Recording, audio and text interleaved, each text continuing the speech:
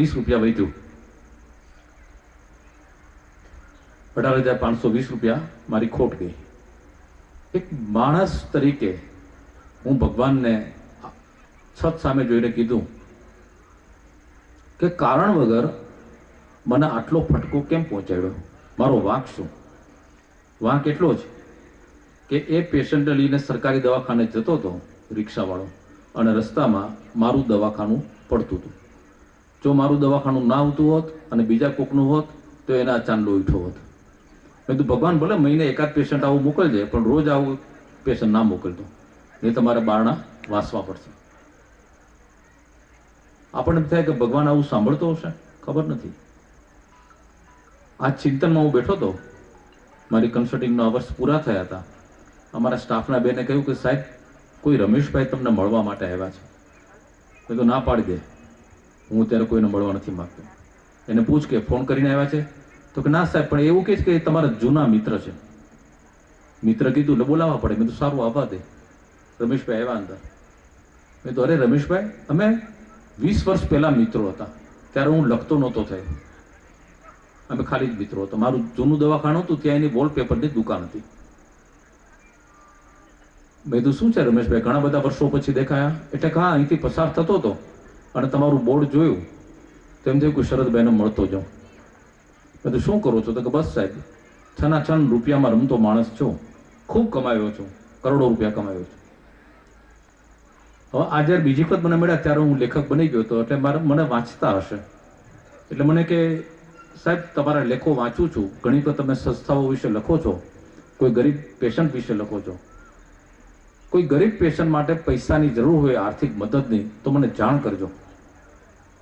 મેં તો અત્યારે જરૂર છે, બેઠો જ છું ખોટ ખાઈને. કેટલા આપે છે? અને કે સાહેબ કોઈ ચેકબુક લાવ્યો નથી, પણ પાકીટમાં હોય એટલે આપી દઉં.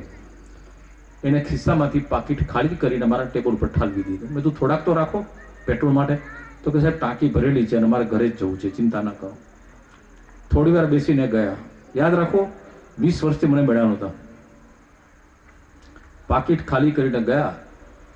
મેં અને મારા સ્ટાફના બેને એ રૂપિયા ગણ્યા, 18,520 રૂપિયા.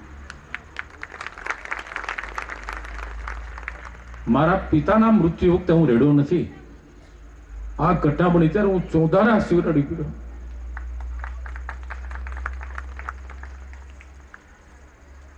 અને એ પછી આજે વર્ષો થઈ ગયા, રમેશભાઈ પાછા મળ્યા નથી.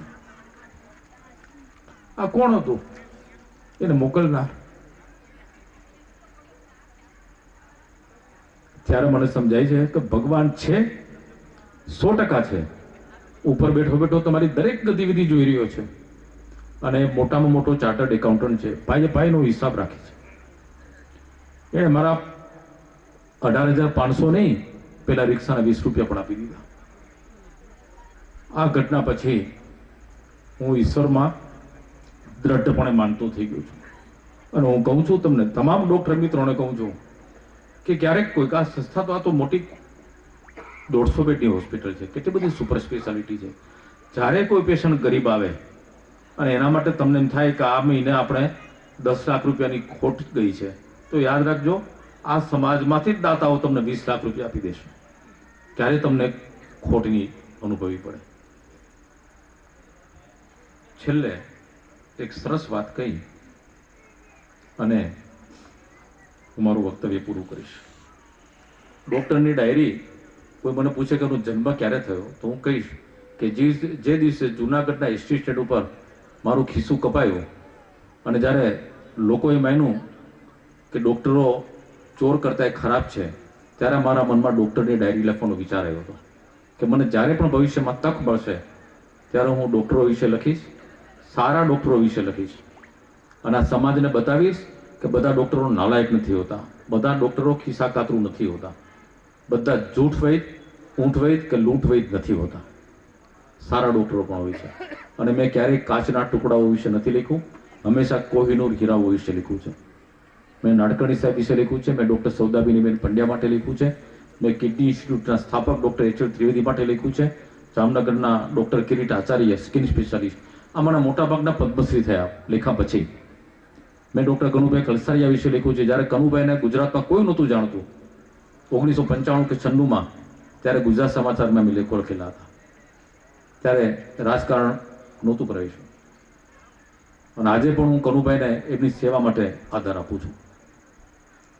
ડૉક્ટર પ્રવીણ બલદાણિયા વિશે મેં 3-4 લેખો લખ્યા. પ્રવીણ મને શું આપી દેવાના છે? પ્રેમ આપશે, આદર આપશે. પણ મારે તો આ કોહિનૂર હીરાઓ જે નાના નાના ગામડામાં જગતથી અજાણ રહીને જે છાને ખૂણે કામ કરી રહ્યા છે, એની પર મારે પ્રકાશ પાડવાનો છે અને એને જગત સમક્ષ મૂકવાના છે. અને આમાં મેં જગતભરના ડૉક્ટરોને સ્થાન આપ્યું છે. જાપાનના ડૉક્ટર ટોડો વિશે પણ લખ્યું છે. અમેરિકાના પીટર્સબર્ગ યુનિવર્સિટીના ડૉક્ટર સ્ટાર્ઝલ વિશે પણ લખ્યું છે. આ ડૉક્ટર સ્ટાર્ઝલ વિશેની એક નાનકડી ઘટના કહી અને હું મારી વાણીને વિરામ આપીશ. 1960ના દશકની ઘટના છે. અત્યારે તો કિડની ટ્રાન્સપ્લાન્ટ વિશે બધા જાણવા માંડ્યા છે કે બંને કિડની ખરાબ થઈ જાય ત્યારે કાઢીને કોઈ સાજા દર્દીની એક કિડની દર્દીના શરીરમાં આરોપણ એનું કરવાનું, કિડની પ્રત્યારોપણ જેને કહીએ.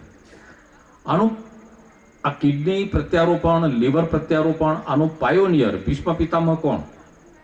1950 અને 1960ના દાયકામાં ડોક્ટર સ્ટાર્ઝલ, અમેરિકાના મહાન સર્જન, ટ્રાન્સપ્લાન્ટ સર્જન.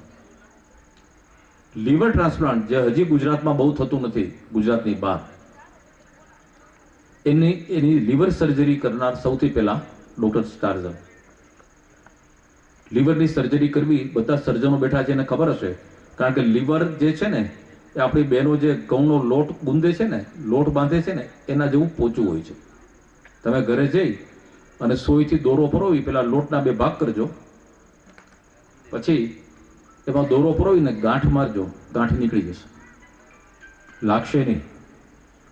એટલે સર્જરી બધા કરી શકે છે, પણ લીવરની સર્જરીમાં એ જમાનામાં 1950 કે 60ના દાયકામાં કેવી સોય હશે, કેવા દોરા હશે. એટલે કલાકોના કલાકો નીકળી જાય. બ્લીડિંગ તો ધોધની જેમ ફુવારા છૂટતા હોય. એક બાજુથી બ્લડ આપ્યા કરો, બીજી બાજુથી બ્લડ જતું જાય, પેશન્ટ ગંભીર થતો જાય અને ડોક્ટર 8 કલાક 10 કલાક સર્જરી કરે ને પેશન્ટ ટબી જાય. આ સર્જરી જગતમાં માત્ર ડોક્ટર સ્ટાર્ઝલ સફળતાપૂર્વક કરી શકતા. એક દિવસ સવારના 9 વાગે ડોક્ટર સ્ટાર્ઝલ ઓપરેશન થિયેટરમાં પ્રવેશ્યા. ઓપરેશન શરૂ થયું, પૂરા 12 કલાક ચાલ્યું, રાતના 9 વાગ્યા સુધી. એનેસ્થેટિસ્ટની ટીમ બધા બેભાન કરનાર ડોક્ટરો થાકે એટલે 4-5 કલાક એટલે જતા રહે. બીજા 2 ડોક્ટરો આવે, એ થાકે એટલે એ જતા રહે. સામે જે આસિસ્ટ કરતા હોય ડોક્ટરો, એ પણ થાકે 3-4 કલાક એટલે એ જતા રહે. ડોક્ટર સ્ટાર્ઝલ જઈ ના શકે, કારણ કે એને તો ઓપરેશન કરવાનું છે, એના સિવાય કોઈ કરી ના શકે. સતત 12 કલાક સર્જરી કરી. જ્યારે ઓપરેશન પૂરું થવાના 10 મિનિટની વાર હતી, ત્યાં દૂર 200 માઇલ દૂરથી ફોન આવ્યો. ત્યારે મોબાઈલ ફોન અમેરિકામાં નહોતા 60ના દાયકામાં. એટલે જે નર્સ બેન હતી એને રિસીવર સાહેબને પકડાયું કાન ઉપર. સ્ટાર્ઝલ સાહેબે પૂછ્યું કે કોણ?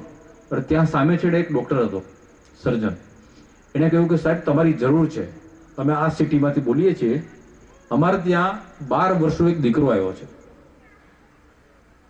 એની માનો એકનો એક દીકરો છે, બાલ્કનીમાં રમતો હતો અને પડી ગયો, નીચે લોખંડનો સળિયો ઊભો હતો, એના લીવરમાં વાગ્યો ને લીવર ફાટી ગયું છે, ક્રિટિકલ કન્ડિશનમાં છે, છોકરો નહીં જીવી શકે. અને ડોક્ટર સ્ટાર્ઝલે કહ્યું કે તો રાહ કોની જુઓ છો, ઓપરેશન કરો ને. તો કે સાહેબ 4 કલાકથી ટ્રાય કરીએ છીએ, 32 બોટલ બ્લડ ગઈ છે, ટાંકા બેસતા નથી.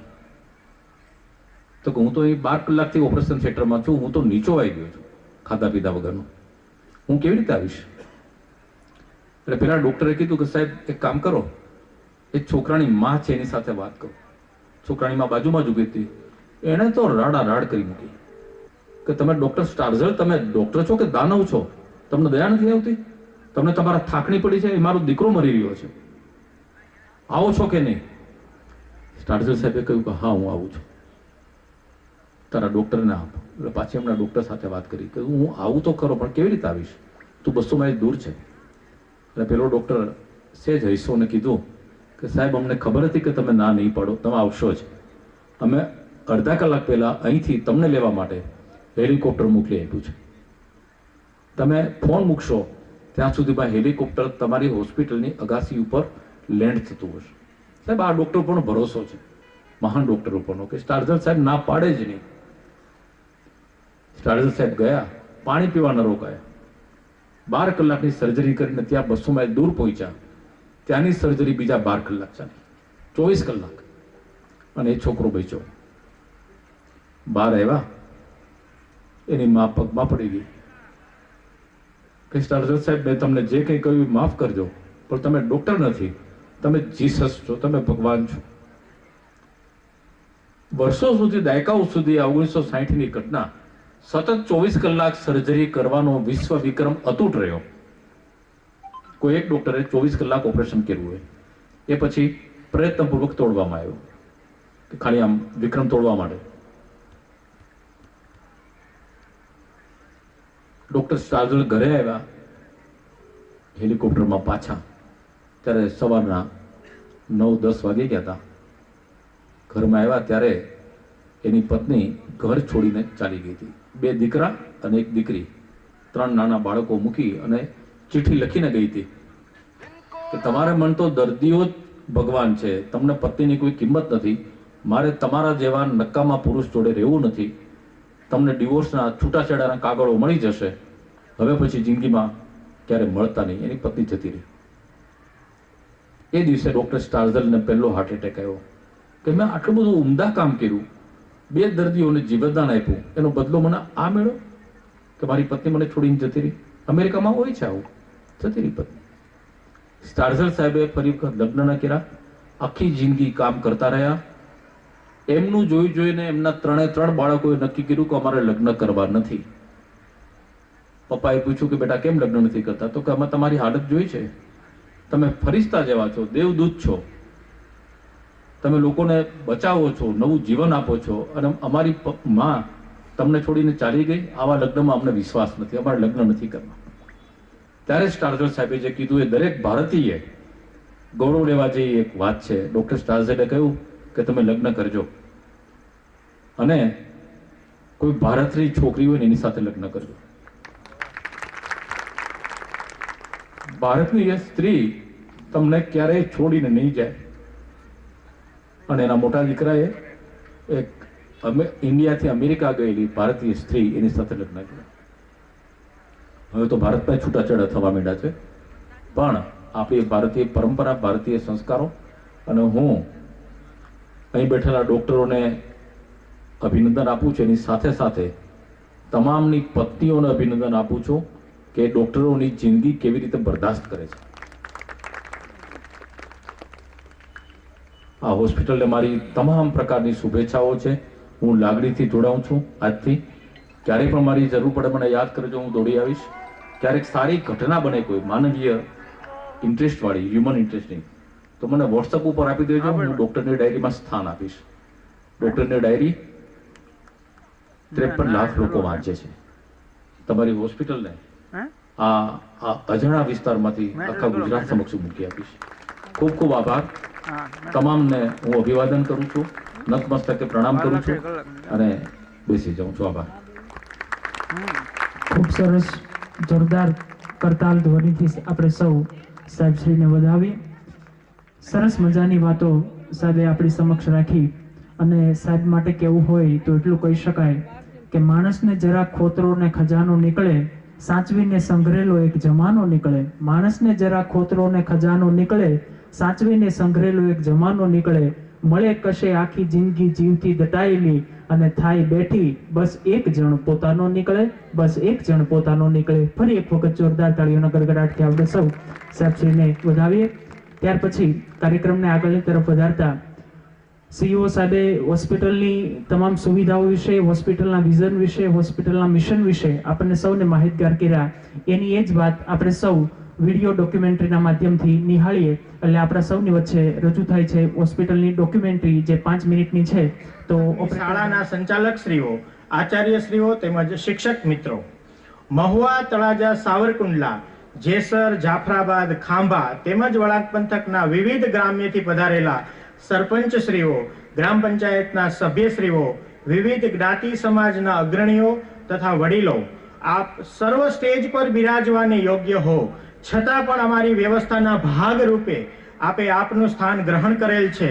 આ પ્રસંગે હું SOS પરિવારના ચેરમેન શ્રી ભાવેશભાઈ કલસરિયા, મેનેજિંગ ડિરેક્ટર શ્રી હરેશભાઈ વાઘેલા તેમજ અન્ય ડિરેક્ટરશ્રીઓ, હોસ્પિટલની ડોક્ટર ટીમ તેમજ સ્ટાફ વતી ફરીથી હાર્દિક પ્રેમભર્યું શાબ્દિક સ્વાગત આપ સૌનું કરું છું. આમંત્રણ અભિવાદન સાથે મારી એક અન્ય જવાબદારી ડોક્ટર પ્રભાત વાગમસિંહની CEO અને ડાયરેક્ટર તરીકેની જવાબદારી છે કે હું તમને SOS હોસ્પિટલ વિશે માહિતગાર કરું. આમ તો આપ સર્વ શ્રીઓએ હોસ્પિટલની પ્રત્યક્ષ મુલાકાત લીધી, વિડીયોગ્રાફી તથા ફોટોગ્રાફીના માધ્યમથી પણ ઘણું બધું જાણ્યું હશે, પણ મારે વાત કરવી છે આપણી મુખ્ય વિચારધારાની, અમારા ચેરમેન શ્રી ભાવેશભાઈ કલસરિયા અને સર્વ ડાયરેક્ટરોની ભાવનાની. આ હોસ્પિટલ 3 મુખ્ય સિદ્ધાંત એટલે કે ક્વોલિટી, સેફટી અને સેટિસ્ફેક્શનને ચરિતાર્થ કરવાનો પ્રયત્ન કરે છે.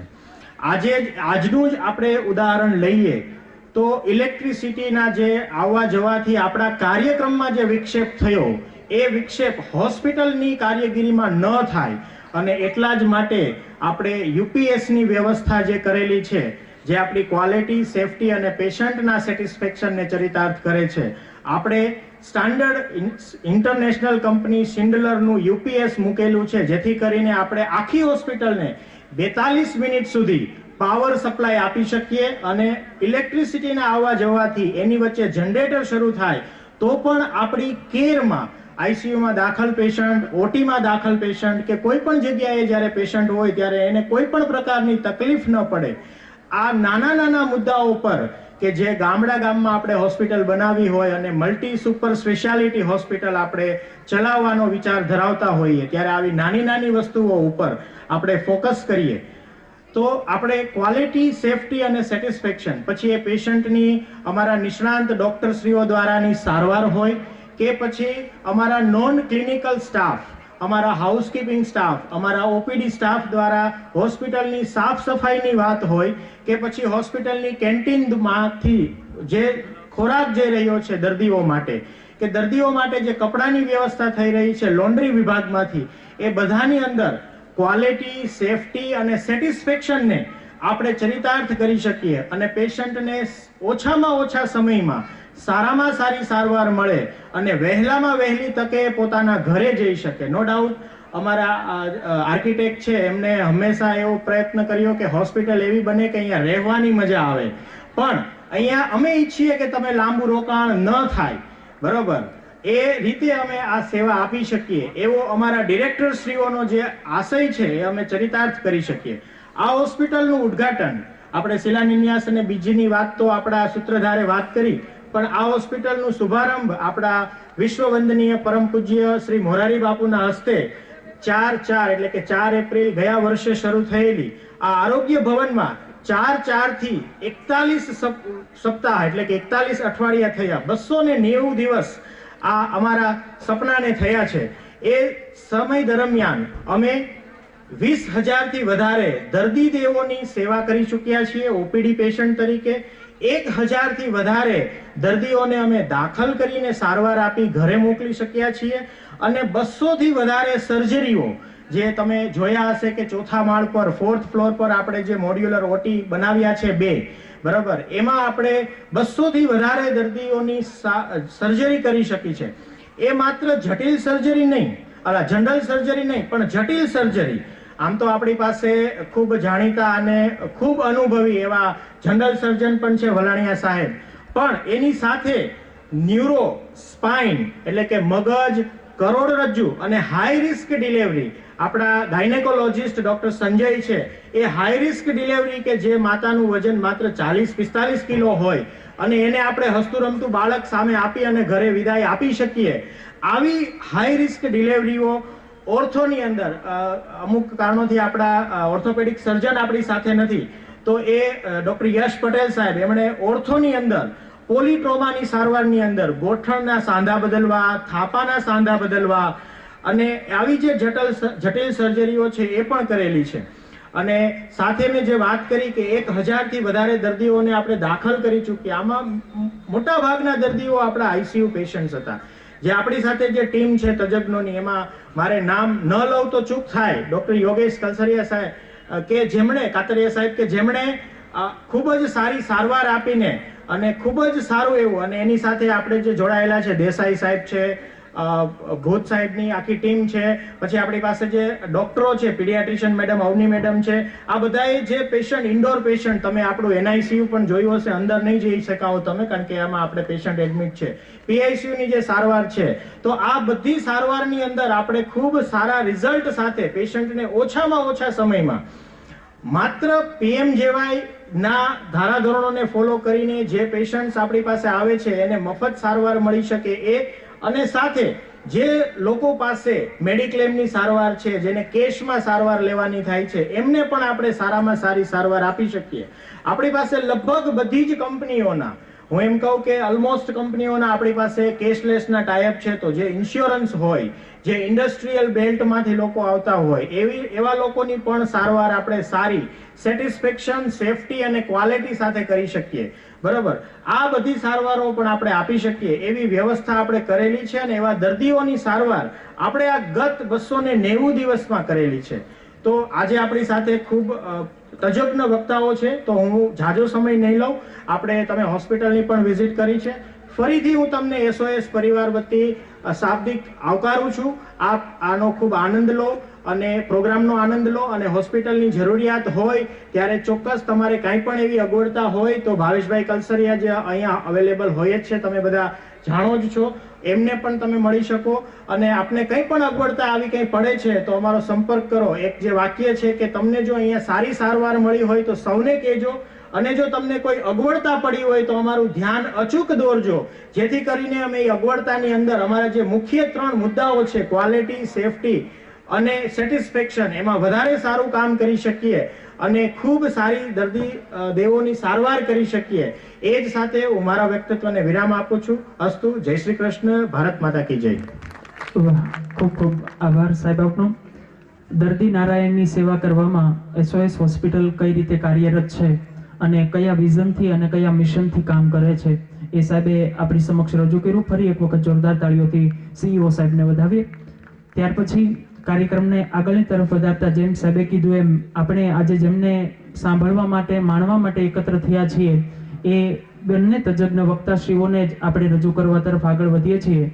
તો સૌ પ્રથમ હું ડૉક્ટર શરદ ઠાકર સાહેબને વિનંતી કરીશ કે આજના આપના વિષયને અનુરૂપ અમને સૌને આપની વાણીનો લાભ આપશો. ડૉક્ટર શરદ ઠાકર સાહેબ. અને સાહેબને એટલી વિનંતી છે કે અમે તો હેલીના હેવાયા, માવઠું અમને નહીં ફાવે, સાહેબ તમે મન મૂકીને વરસો, ઝાપટું અમને નહીં ફાવે. રજૂ થાય છે સાહેબશ્રી.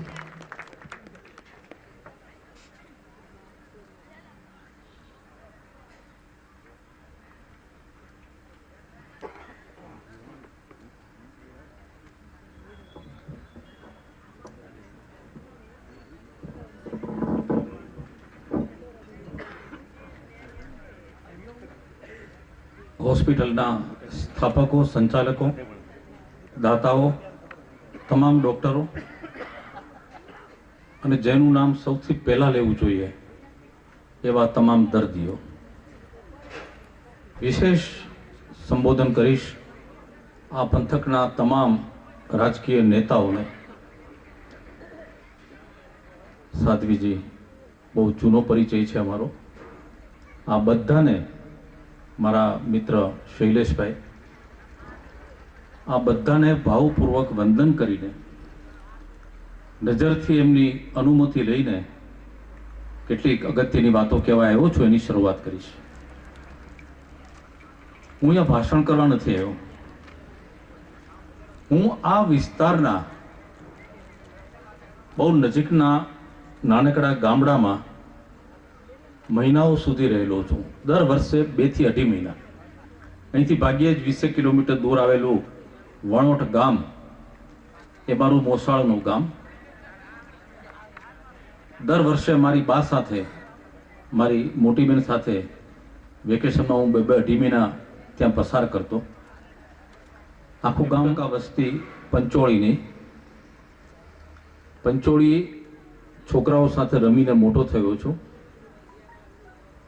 મને એ સમય યાદ આવે છે, આજથી 65 વર્ષ પહેલાનો, કે જ્યારે હું ત્યાં હોઉં 2-2.5 મહિના, એ દરમિયાન મને સામાન્ય તાવ આવે અથવા ડાયરિયા થઈ જાય, ઝાડા. તો બળદ ગાડામાં ગોદડી પાથરી એમાં મને નાખી સુવડાવી અને ગાડા ખેડું મને વિજપડી લઈ આવે. કદાચ આજુબાજુના 100-150 ગામ વચ્ચે એક જ વૈદરાજ હતા, દુર્ગાશંકર વૈદ્ય. દુર્ગાશંકર દાદા મને આજે પણ યાદ આવે છે. એ જમાનામાં શું દવા આપતા હશે એ મને ખબર નથી. ડૉક્ટર બન્યા પછી મને ખબર પડી કે મિસ્ટ બીકે કે એવું કંઈક આપતા હશે. પણ દવા કરતા શ્રદ્ધા મોટું કામ કરે છે. એમની દવાથી સારું થઈ જતું. એમના હાથમાં કોઈ દર્દીનો કેસ બગડી ગયો હોય એવું મને સાંભળતું નથી. આ વિસ્તારમાં આટલા અભાવોની વચ્ચે આટલી સરસ હોસ્પિટલ, મારા મોઢામાંથી શબ્દો બહાર પડે એ પહેલા જ ભાવેશભાઈએ કહ્યું, મારા મનમાં એ જ વિચાર આવ્યો હતો કે જે હોસ્પિટલ જોઈને બીમાર થવાનું મન થાય એવી હોસ્પિટલ છે. ત્યારે એમ લાગે કે બીમારીઓના બળબળતા રણની વચ્ચે ડોક્ટરી સારવારનું ગુલાબ ખીલું છે એની સુગંધ માણવા માટે હું આવ્યો છું. ખૂબ આનંદ થયો, ખૂબ સંતોષ થયો કે મારા મોસાળના પંથકમાં મારા દર્દીઓને હવે તકલીફ નહીં પડે. અહીંથી નાની નાની વાત માટે રાજકોટ કે અમદાવાદ દોડવું નહીં પડે. અને અમદાવાદમાં તો કોર્પોરેટ હોસ્પિટલમાં જો તમારી પાસે સરકારી યોજનાનો કંઈ લાભ ન હોય તો માંદા પડવું એટલે ખતમ થઈ જવું. એક નાનકડા કામ માટે તમે 2 દિવસ માટે જો દાખલ થાવ તો બિલનો આંકડો 5 લાખ 10 લાખ સુધી પહોંચી જાય છે. એટલે આપણી સરકારે આ કેટલું મોટું કામ કર્યું છે એ પણ આપણે નોંધવા જેવું છે. મને યાદ આવે છે મારી બા અહીંની દીકરી વણોટની પરણીને મારા પિતાના ઘરે જુનાગઢ આવી. મારી બેનનો જન્મ થયો, મારી બા 17 વર્ષની હતી ત્યારે, 18 વર્ષની ઉંમર, અમે સવાસુરી હતા. પછી મારો જન્મ થયો. 15 રૂપિયાના ભાડાના મકાનમાં લગભગ અડધી જિંદગી વિતાવી છે. પીળા બલ્બના અજવાસમાં વાંચીને માર્ક્સ લાવતો હતો. જ્યારે મને 1973માં મેડિકલ કોલેજમાં એડમિશન મળ્યું ત્યારે એટલો બધો હરખ થયો હતો ઘરમાં. મારે વાત કરવી છે ડૉક્ટર અને સમાજની, એટલા માટે આ ઉદાહરણ આપું છું કે એ વખતનો ડૉક્ટર અને સમાજ વચ્ચેનો સંબંધ કેવો હતો. હું જ્યારે નાનો હતો, 2 વર્ષનો, 5 વર્ષનો, 10 વર્ષનો, મને બરાબર યાદ છે કે ડૉક્ટર એટલે ભગવાન સમાન ગણાતા. અડધી બીમારી, અડધી તો ત્યાં એમના દવાખાનામાં પગ મૂકતાની સાથે મટી જતી. આજે પણ ગામડામાં એવા કેટલાય દવાખાના જ્યાં ડૉક્ટરો આરએમપી કે જીએમપી કે એલસીપીએસ હતા, જે ડૉક્ટર આજે મૃત્યુ પામ્યા હોય, પણ આજે પણ એ ગામમાં કોઈ બીમાર પડે છે તો મોટા ડૉક્ટર પાસે જતા પહેલા એ બાળકના માતા પિતા પેલા સ્વર્ગસ્થ ડૉક્ટરના બંધ દવાખાનાના બારણા પાસે જઈને પોતાના બાળકને મૂકે છે. એ ડૉક્ટરના આશીર્વાદ દે અને પછી મોટા ડૉક્ટર પાસે જાય છે. આ ડૉક્ટર હતા અને સમાજમાં ડૉક્ટરનું સ્થાન હતું. મને જ્યારે મેડિકલમાં એડમિશન મળ્યું ત્યારે કેટલો આનંદ થયો હશે કે હું એ ભગવાનની સમકક્ષ ડૉક્ટરોની ટોળીમાં, એની ટુકડીમાં, એની ટીમમાં હવે હું પણ બેસીશ. મને યાદ છે ઘરમાં પેંડા વેચવા જેટલા પૈસા નહોતા, એટલી શક્તિ નહોતી. મારી બેન એક પિત્તળની થાળીમાં થોડા ગોળના કટકા લઈ, કાંકરીઓ, અને શેરીના નાકે ઊભી હતી. આવતા જતા લોકોને ગોળ ખવડાવતી હતી. લોકો પૂછતા હતા કે શું છે, એટલે કે મારો ભાઈ ડૉક્ટર બનશે. આ ભાવના હતી અને હું ડૉક્ટર બન્યો. સરસ રીતે બન્યો. ડૉક્ટર બુટાક, મહુવાના પ્રખ્યાત ગાયનેકોલોજીસ્ટ, અહીંયા મારી સામે બેઠા છે. એની પણ એવી જ હિસ્ટ્રી છે. બધા અમે મધ્યમ વર્ગમાંથી, લો મિડલ ક્લાસમાંથી આવતા હતા. અને કેવી રીતે અમે ભણ્યા છીએ અમારું મન જાણે છે. અમારા ખિસ્સા ખાલી હતા, પૈસા નહોતા, અને છાતીમાં સપનાઓ હતા, અરમાનો હતા કે ડૉક્ટર થઈશું, સમાજની સિકલ ફેરવી નાખીશું. MBBS થયો. જુનાગઢમાં મારી ઇન્ટર્નશિપ હતી. ઇન્ટર્નશિપ પૂરી થઈ. સરકારી દવાખાના. 1979ની 19મી જાન્યુઆરીએ હું જુનાગઢના બસ સ્ટેન્ડ ઉપરથી એસટી બસમાં રાતની બસ પકડી અને અમદાવાદ આવવા માટે નીકળતો હતો. અમદાવાદની પ્રખ્યાત VS હોસ્પિટલમાં મને ગાયનેક વિભાગમાં એડમિશન મળ્યું હતું વધારે ભણવા માટે. રાતના 9 વાગ્યાની બસ હતી. બસ મુકાય ત્યારે આજના જેવું કે રિઝર્વેશનનો કેવો જમાનો નહોતો. 60-70 જણાનું ટોળું ઉડું કરતું બસમાં ચડવા ગયું. હું પણ, મારા હાથમાં બેગ હતી, હું પણ બસમાં ચડવા ગયો અને અચાનક મને લાગ્યું કે મારા જમણા ખિસ્સા ઉપર કોઈકનો હાથ પીડ્યો છે. મેં તરત જ મારો હાથ લઈ ગયો. ચોર કળા કરી ગયો હતો. મારા ખિસ્સામાંથી પાકીટ ગુમ હતું. પ્રાઇમરી શિક્ષકનો દીકરો હતો. 127 રૂપિયા લઈને નીકળ્યો હતો. 100 રૂપિયાની નોટ બેગમાં હતી. 27 રૂપિયા જુનાગઢ અમદાવાદનું એસટીનું ભાડું હતું. એ મારા ગયા. મેં બૂમ પણ પાડી, ચોર ચોર પકડો, એટલા માટે કે ટોળામાંથી કોઈ ભાગીને દૂર નહોતો ગયું. મતલબ ચોર ત્યાં જ ઊભો હતો. જો ભાગીને જાય તો પકડાઈ જાય. પછી ખબર પડી કે ચોર ભલે ત્યાં ઊભો હતો, પાકીટ ગુમ થઈ ગયું હતું. એને ફેંકી દીધું. એને એનો સાગરીત હોય, આખી લિંક હોય એની, એટલે એ પકડાય તો પણ મારું પાકીટ પાછું ના આવે. બધે અરેરાટી થઈ ગઈ. આખા એસટી સ્ટેન્ડમાં બધા પેસેન્જરો, કોઈ સરકારને ભાંડવા માંડ્યું. એ વખતની 79ની સરકાર, કોઈ પોલીસને દોષ દેવા માંડ્યું. જાહેર જનતાના ખિસ્સા કપાય છે, સરકાર કશું કરતી નથી, એસટી તંત્ર નમાલું છે, પોલીસને બધી ખબર જ હોય છતાં કંઈ કરતા. આ બધું ચાલ્યું. પણ ટૂંકમાં બધાની સહાનુભૂતિનું કેન્દ્ર હું હતો, કારણ કે હું એક પેસેન્જર હતો, હું એક માણસ હતો. મારું ખિસ્સું કપાયું હતું. બસમાં ચડી ગયા. મારી પાસે બીજા પૈસા હતા એટલે મેં કાઢ્યા ટિકિટ લેવા માટે. બસ ઉપડે એ પેલા દૂરથી એક પેસેન્જર મને ઓળખી ગયો. સરકારી દવાખાનામાં દવા લેવા માટે આવ્યો હશે. અને એણે બસ, હું પેલી સીટ ઉપર બેઠો હતો, એણે છેલ્લેથી બૂમ પાડી, ડોક્ટર સાહેબ તમારું ખિસ્સું કપાયું. આ વાક્ય સાંભળતાની સાથે બસનું વાતાવરણ ફરી ગયું.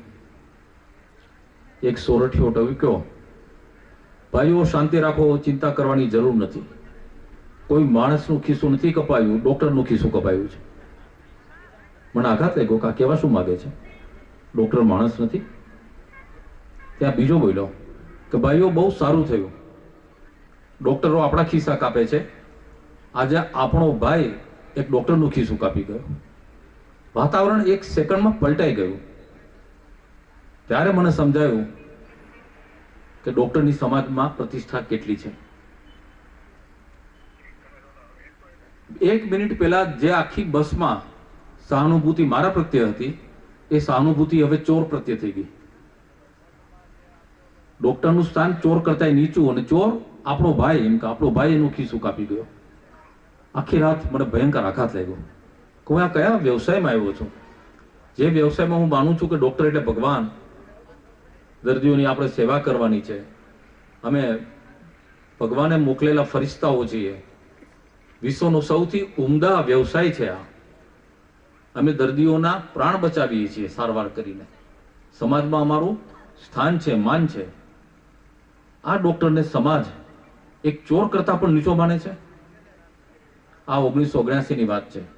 આજે 2025માં જો કોઈ ડોક્ટરનું ખિસ્સું કપાય તો મને લાગે છે બસમાં લોકો ફટાકડા ફોડે,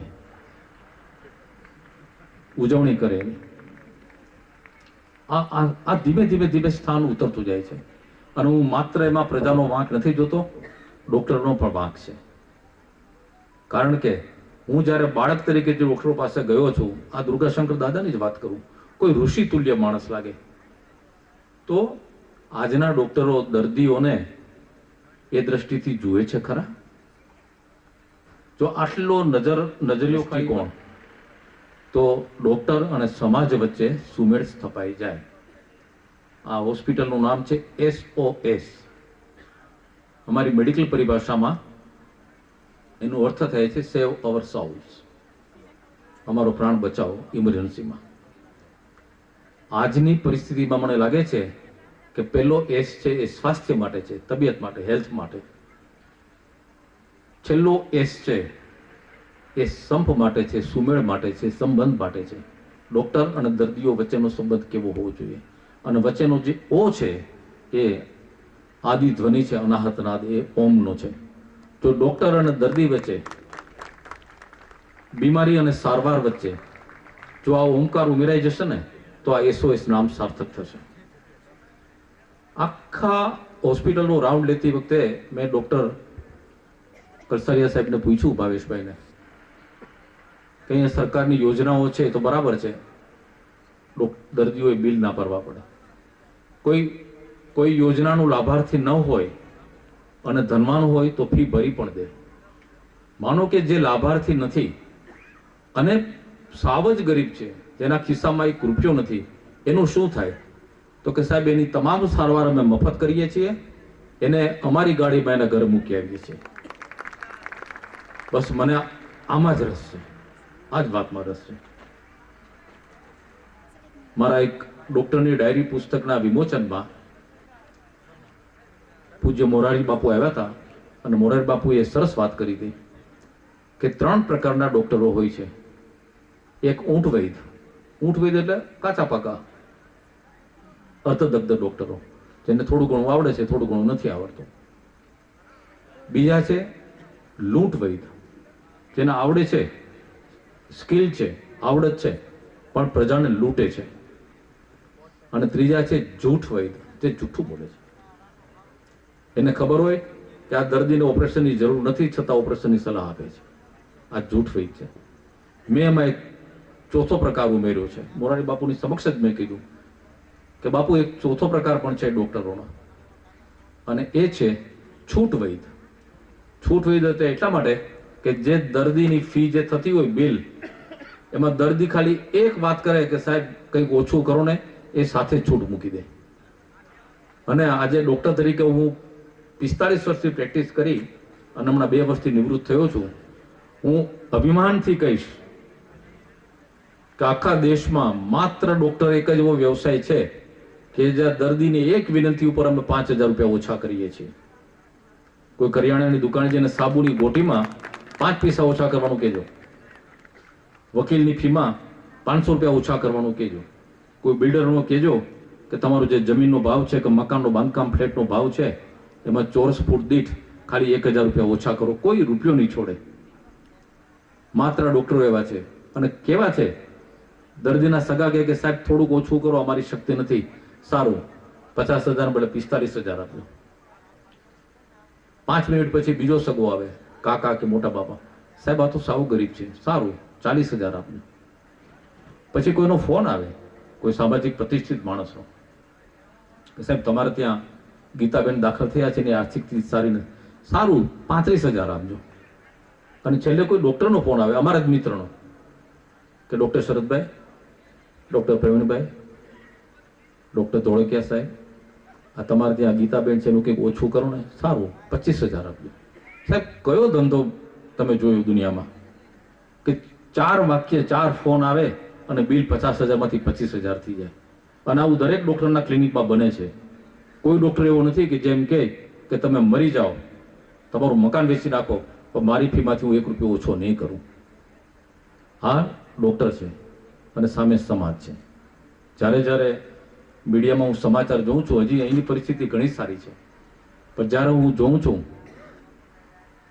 કે કોઈ દર્દીનું મૃત્યુ થયું અને સગાવાલાઓએ દવાખાનામાં ભાંગફોડ કરી, હોસ્પિટલમાં ડોક્ટરને માર્યા, ત્યારે બહુ દુઃખ થાય છે કે આપણે ક્યાં હતા અને ક્યાં આવી ગયા છે.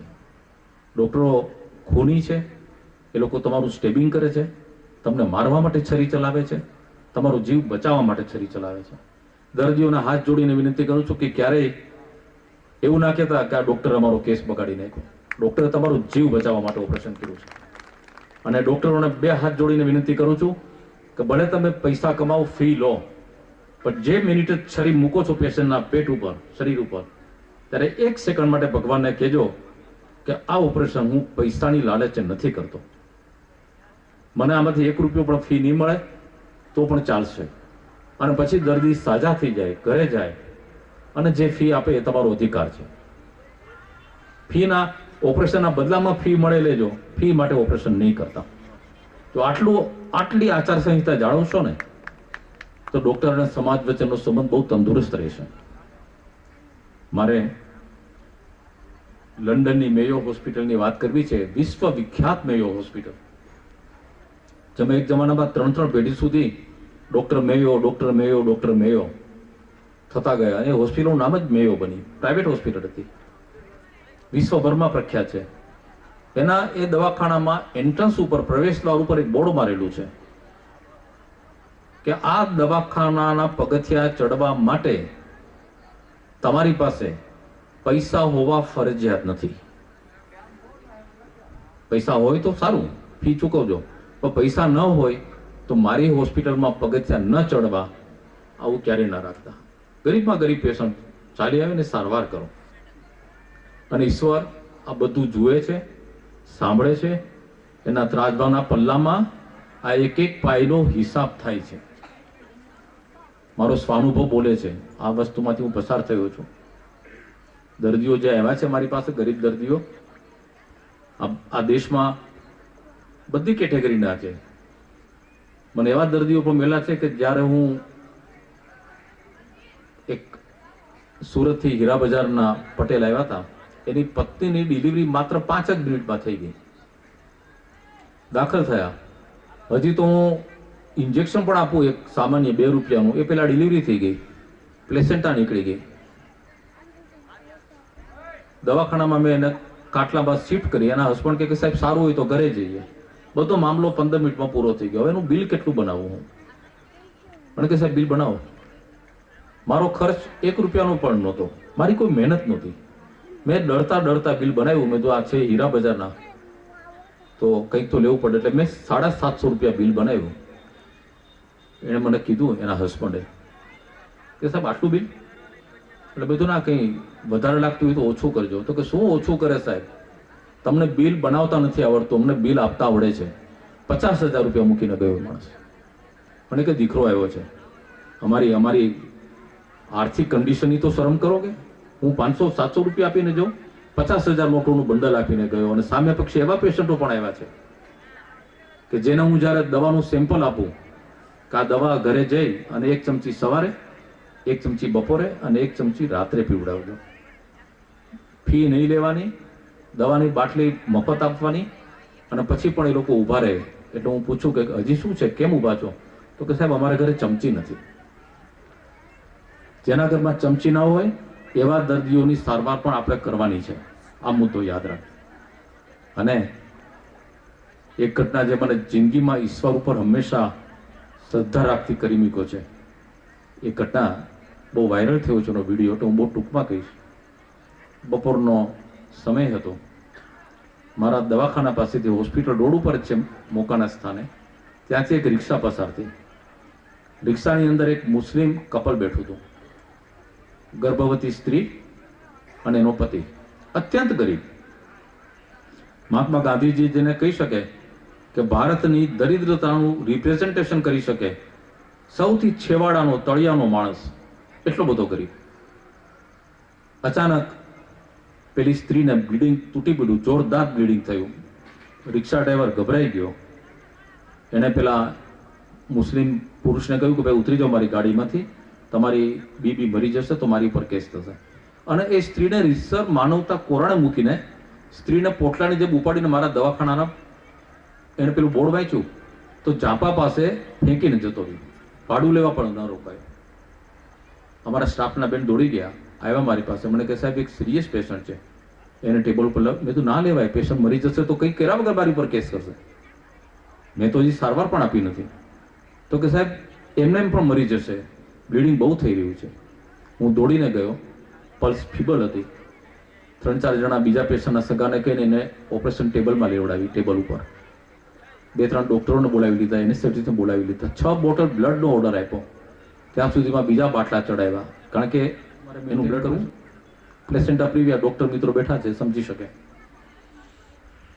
એનેસ્થેટિસ્ટ બધા આવી ગયા. 2 ગાયનેકોલોજીસ્ટ મિત્રો પણ મારી મદદે દોડી આવ્યા અને એનું સિઝેરિયન કર્યું. બાળક પણ બચી ગયું, પેશન્ટનો જીવ પણ બચી ગયો. બિલ બનાવવાનો વારો આવ્યો ત્યારે એનો હસબન્ડ આવ્યો મારી પાસે, મને કે સાહેબ પૈસા નથી. મેં કીધું મેં તારી પાસે ક્યાં માંગ્યા? કારણ કે હું જોતો હતો કે એની સ્ત્રીના કપડામાં કાપડ કરતાં થીગડા વધારે હતા. એ મને શું આપવાનું છે? તારે જે આપવું હોય તે આપ. મને કે તમારો કુલ ખર્ચો કેટલો થાય છે સાહેબ? એનેસ્થેટિસના, દવાઓના, 6 બાટલા લોહીના, રહેવાના, ઓપરેશન થિયેટરનું મેન્ટેનન્સ બધું થઈને મેં ગણતરી કરી તો 20,000 રૂપિયા એમને એમ થતા હતા, જેમાં મને 1 રૂપિયો કમાવા ના મળે. મેં તો 20,000 રૂપિયાનો ખર્ચો છે. મને કે મારી પાસે માત્ર 1,500 રૂપિયા છે. મેં તો લાવ 1,500 રૂપિયા વાંધો નહીં, મૂકીને ગયો. મનમાં ચચરાટ તો થાય જ. ડોક્ટર અમે પણ માણસ છીએ. આટલા ગંભીર કેસની સારવાર કર્યા પછી તમારે 18,500 રૂપિયા મૂકવા ના થાય તો દુઃખ તો થાય. પણ એક માનવતાનું કામ છે ગરીબ પેશન્ટ માટે, એટલું માનીને અમે સંતોષ અનુભવીએ.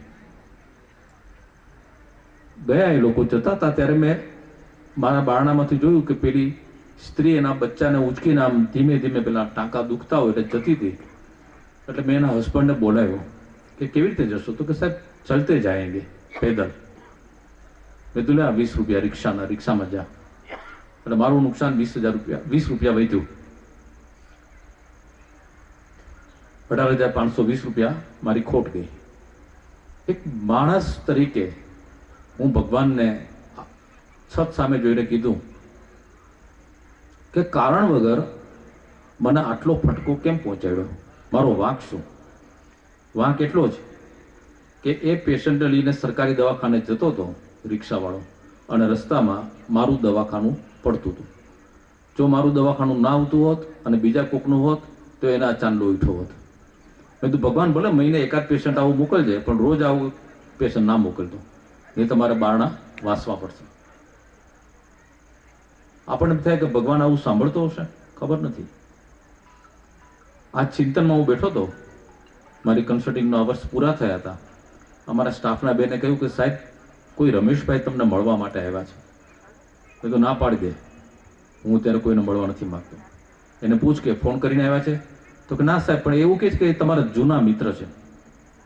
મિત્ર કીધું એટલે બોલાવવા પડે. મેં તો સારું આવવા દે. રમેશભાઈ આવ્યા અંદર. મેં તો અરે રમેશભાઈ, અમે 20 વર્ષ પહેલા મિત્રો હતા, ત્યારે હું લખતો નહોતો થયો, અમે ખાલી જ મિત્રો હતો. મારું જૂનું દવાખાનું હતું, ત્યાં એની વોલપેપરની દુકાન હતી.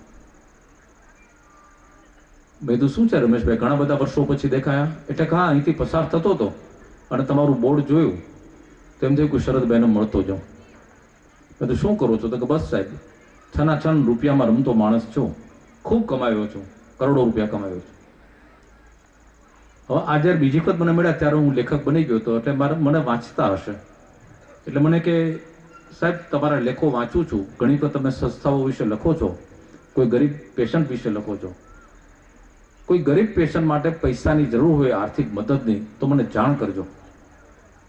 મેં તો અત્યારે જરૂર છે, બેઠો જ છું ખોટ ખાઈને.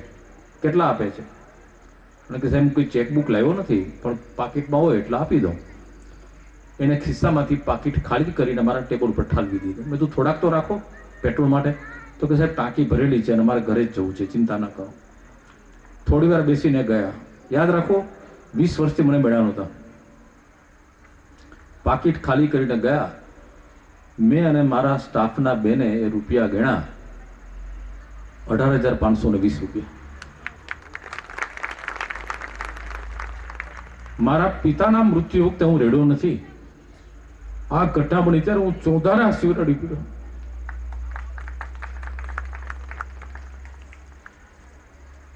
અને એ પછી આજે વર્ષો થઈ ગયા, રમેશભાઈ પાછા મળ્યા નથી. આ કોણ હતું એને મોકલનાર?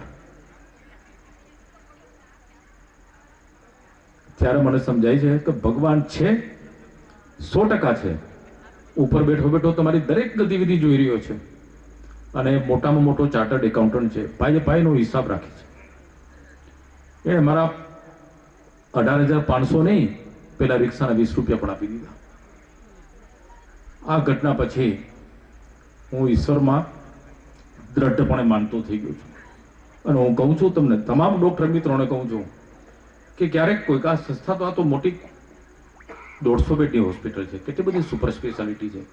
જ્યારે કોઈ પેશન્ટ ગરીબ આવે અને એના માટે તમને એમ થાય કે આ મહિને આપણે 10 લાખ રૂપિયાની ખોટ ગઈ છે, તો યાદ રાખજો, આ સમાજમાંથી જ દાતાઓ તમને 20 લાખ રૂપિયા આપી દેશે, ત્યારે તમને ખોટની અનુભવી પડે.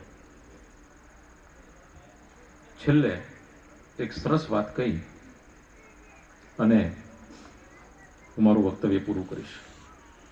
ડૉક્ટરની ડાયરી, કોઈ મને પૂછે કે એનો જન્મ ક્યારે થયો, તો હું કહીશ કે જે દિવસે જૂનાગઢના એસટી સ્ટેન્ડ ઉપર મારું ખિસ્સું કપાયું અને જ્યારે લોકોએ માન્યું કે ડૉક્ટરો ચોર કરતા ખરાબ છે, ત્યારે મારા મનમાં ડૉક્ટરની ડાયરી લખવાનો વિચાર આવ્યો હતો કે મને જ્યારે પણ ભવિષ્યમાં તક મળશે ત્યારે હું ડૉક્ટરો વિશે લખીશ, સારા ડૉક્ટરો વિશે લખીશ અને આ સમાજને બતાવીશ કે બધા ડૉક્ટરો નાલાયક નથી હોતા, બધા ડૉક્ટરો ખિસ્સા કાતરું નથી હોતા, બધા જૂઠ વૈદ, ઊંઠ વૈદ કે લૂંટ વૈદ નથી હોતા, સારા ડૉક્ટરો પણ હોય છે. અને મેં ક્યારેય કાચના ટુકડાઓ વિશે નથી લખ્યું, હંમેશા કોહિનૂર હીરાઓ વિશે લખ્યું છે. મેં નાડકર્ણી સાહેબ વિશે લખ્યું છે, મેં ડૉક્ટર સૌદાબેન પંડ્યા માટે લખ્યું છે, મેં કિડની ઇન્સ્ટિટ્યૂટના સ્થાપક ડૉક્ટર એચ.એલ. ત્રિવેદી માટે લખ્યું છે, જામનગરના doctor Kirit Acharya skin specialist, આમાંના મોટાભાગના પદ્મશ્રી થયા લેખા પછી. મેં ડૉક્ટર કનુભાઈ કલસારિયા વિશે લખ્યું છે. જ્યારે કનુભાઈને ગુજરાતમાં કોઈ નહોતું જાણતું 1995 કે 96માં, ત્યારે ગુજરાત સમાચારમાં મેં લેખો લખેલા હતા, ત્યારે રાજકારણ નહોતું પ્રવેશ્યું. અને આજે પણ હું કનુભાઈને એમની સેવા માટે આદર આપું છું. ડૉક્ટર પ્રવીણ બલદાણિયા વિશે મેં 3-4 લેખો લખ્યા. પ્રવીણ મને શું આપી દેવાના છે? પ્રેમ આપશે, આદર આપશે. પણ મારે તો આ કોહિનૂર હીરાઓ જે નાના નાના ગામડામાં જગતથી અજાણ રહીને જે છાને ખૂણે કામ કરી રહ્યા છે, એની પર મારે પ્રકાશ પાડવાનો છે અને એને જગત સમક્ષ મૂકવાના છે. અને આમાં મેં જગતભરના ડૉક્ટરોને સ્થાન આપ્યું છે. જાપાનના ડૉક્ટર ટોડો વિશે પણ લખ્યું છે, અમેરિકાના પીટર્સબર્ગ યુનિવર્સિટીના ડૉક્ટર સ્ટાર્ઝલ વિશે પણ લખ્યું છે. આ ડૉક્ટર સ્ટાર્ઝલ વિશેની એક નાનકડી ઘટના કહી અને હું મારી વાણીને વિરામ આપીશ. 1960ના દશકની ઘટના છે. અત્યારે તો કિડની ટ્રાન્સપ્લાન્ટ વિશે બધા જાણવા માંડ્યા છે કે બંને કિડની ખરાબ થઈ જાય ત્યારે કાઢીને કોઈ સાજા દર્દીની એક કિડની દર્દીના શરીરમાં આરોપણ એનું કરવાનું, કિડની પ્રત્યારોપણ જેને કહીએ. આનું આ કિડની પ્રત્યારોપણ, લીવર પ્રત્યારોપણ, આનો પાયોનિયર ભીષ્મ પિતામહ કોણ? 1950 અને 1960ના દાયકામાં ડૉક્ટર સ્ટાર્ઝલ, અમેરિકાના મહાન સર્જન, ટ્રાન્સપ્લાન્ટ સર્જન. લીવર ટ્રાન્સપ્લાન્ટ જે હજી ગુજરાતમાં બહુ થતું નથી, ગુજરાતની બહાર, એની લીવર સર્જરી કરનાર સૌથી પહેલા ડૉક્ટર સ્ટાર્ઝલ. લીવરની સર્જરી કરવી બધા સર્જનો બેઠા છે એને ખબર હશે, કારણ કે લીવર જે છે ને એ આપણી બહેનો જે ઘઉંનો લોટ ગુંદે છે ને, લોટ બાંધે છે ને, એના જેવું પોચું હોય છે. તમે ઘરે જઈ અને સોયથી દોરો પરોવી પેલા લોટના 2 ભાગ કરજો, પછી એમાં દોરો પરોવીને ગાંઠ મારજો, ગાંઠ નીકળી જશે, લાગશે નહીં.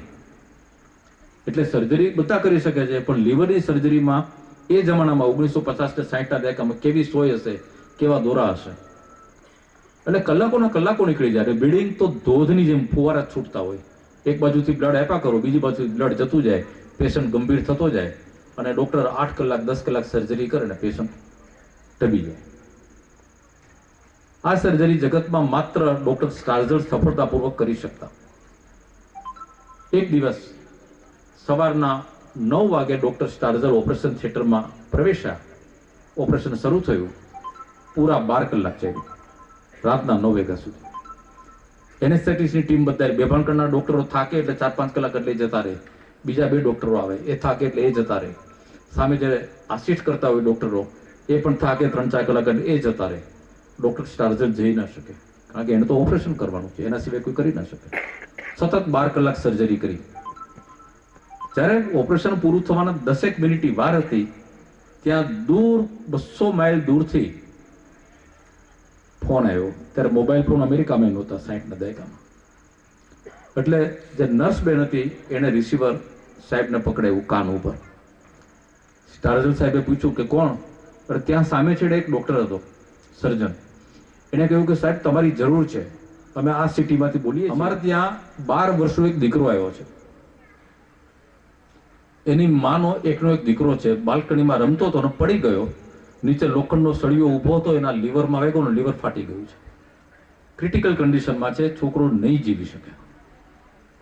એટલે ડૉક્ટર સ્ટાર્ઝલે કહ્યું કે તો રાહ કોની જુઓ છો, ઓપરેશન કરો ને. તો કે સાહેબ 4 કલાકથી ટ્રાય કરીએ છીએ, 32 બોટલ બ્લડ ગઈ છે, ટાંકા બેસતા નથી.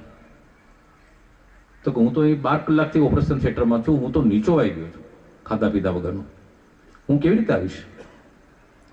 એટલે પેલા ડૉક્ટરે કીધું કે સાહેબ એક કામ કરો, એ છોકરાની માં છે એની સાથે વાત કરો. છોકરાની માં બાજુમાં જ ઊભી હતી, એણે તો રાડ કરી મૂકી કે તમે ડૉક્ટર સ્ટાર્ઝલ, તમે ડૉક્ટર છો કે દાનવ છો? તમને દયા નથી આવતી? તમને તમારા થાકણી પડી છે? એ મારો દીકરો મરી રહ્યો છે, આવો છો કે નહીં? સ્ટાર્ઝલ સાહેબે કહ્યું કે હા હું આવું છું. તારા ડૉક્ટરને આપ. એટલે પાછી એમના ડૉક્ટર સાથે વાત કરી કે હું આવું તો ખરો પણ કેવી રીતે આવીશ, તું 200 માઇલ દૂર છે. એટલે પેલો ડૉક્ટર સેજ હૈસોને કીધું કે સાહેબ અમને ખબર હતી કે તમે ના નહીં પાડો, તમે આવશો જ. અમે અડધા કલાક પહેલા અહીંથી તમને લેવા માટે હેલિકોપ્ટર મોકલી આપ્યું છે. તમે ફોન મૂકશો ત્યાં સુધીમાં હેલિકોપ્ટર તમારી હોસ્પિટલની અગાસી ઉપર લેન્ડ થતું હશે. સાહેબ આ ડૉક્ટર પરનો ભરોસો છે, મહાન ડૉક્ટર ઉપરનો, કે સ્ટાર્ઝલ સાહેબ ના પાડે જ નહીં. સ્ટાર્ઝલ સાહેબ ગયા, પાણી પીવા ન રોકાયા, 12 કલાકની સર્જરી કરીને ત્યાં 200 માઇલ દૂર પહોંચ્યા. ત્યાંની સર્જરી બીજા 12 કલાક ચાલી, 24 કલાક. અને એ છોકરો બચ્યો. બહાર આવ્યા, એની મા પગમાં પડી ગઈ કે સ્ટાર્ઝલ સાહેબ મેં તમને જે કંઈ કહ્યું માફ કરજો, પણ તમે ડૉક્ટર નથી, તમે જીસસ છો, તમે ભગવાન છો. વર્ષો સુધી, દાયકાઓ સુધી આ 1960ની ઘટના, સતત 24 કલાક સર્જરી કરવાનો વિશ્વ વિક્રમ અતૂટ રહ્યો. કોઈ એક ડોક્ટરે 24 કલાક ઓપરેશન કર્યું હોય, એ પછી પ્રયત્નપૂર્વક તોડવામાં આવ્યો કે ખાલી આમ વિક્રમ તોડવા માટે. ડોક્ટર સ્ટાર્ઝલ ઘરે આવ્યા હેલિકોપ્ટરમાં પાછા, ત્યારે સવારના 9-10 વાગી ગયા હતા.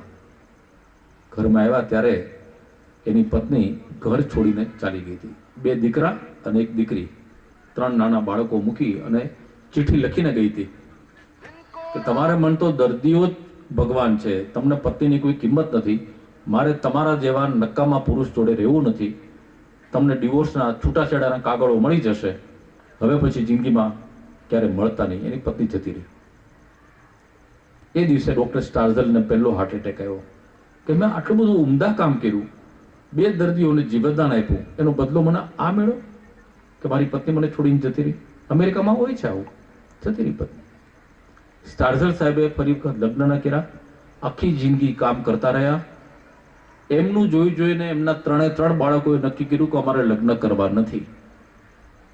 પપ્પાએ પૂછ્યું કે બેટા કેમ લગ્ન નથી કરતા? તો કે અમે તમારી હાલત જોઈ છે, તમે ફરિશ્તા જેવા છો, દેવદૂત છો, તમે લોકોને બચાવો છો, નવું જીવન આપો છો, અને અમારી માં તમને છોડીને ચાલી ગઈ, આવા લગ્નમાં અમને વિશ્વાસ નથી, અમારે લગ્ન નથી કરવા.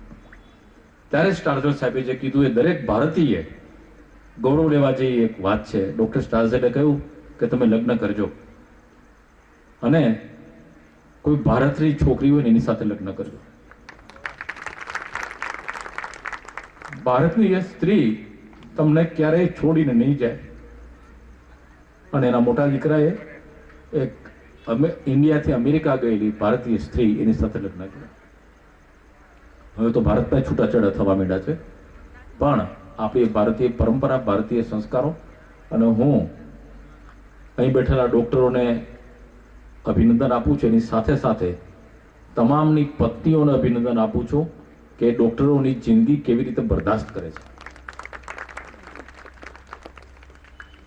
આ હોસ્પિટલને મારી તમામ પ્રકારની શુભેચ્છાઓ છે. હું લાગણીથી જોડાઉં છું. આજથી ક્યારેય પણ મારી જરૂર પડે મને યાદ કરજો, હું દોડી આવીશ.